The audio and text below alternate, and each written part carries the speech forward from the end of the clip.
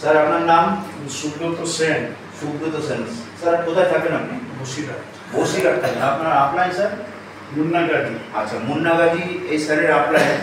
তো স্যার আপনি আইএফপিতে মোটামুটি কতদিন ধরে আছেন?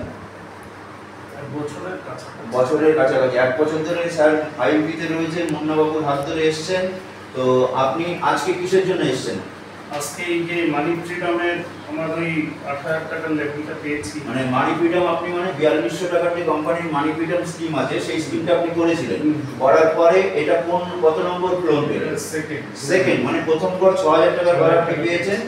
উনি প্রথম ঘরটা পেয়েছে 6000 টাকার ঘর, দ্বিতীয় ঘর 8000 টাকা পেয়েছেন। সেই 8000 টাকার উনি ক্লোন আইডির প্রোডাক্ট নিতে এসেছেন, তাই তো?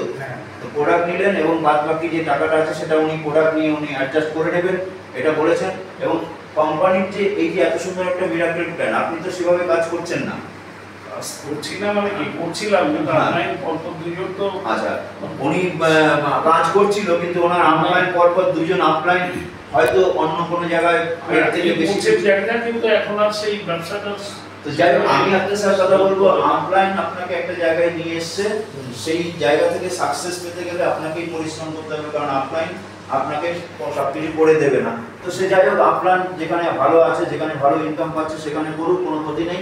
আমাদের যে আইএফপির যে 4200 টাকার মানি ফ্রিডম, এটা আপনার কাছে কতটা গ্রহণযোগ্য? মানে কোম্পানি দিতে পারছে তো? হ্যাঁ, ভালো। তার মানে কোম্পানি এই মানে বহু মানুষ বলছে যে 4200 টাকা নাকি কোম্পানি চিট করছে। 4200 টাকা তো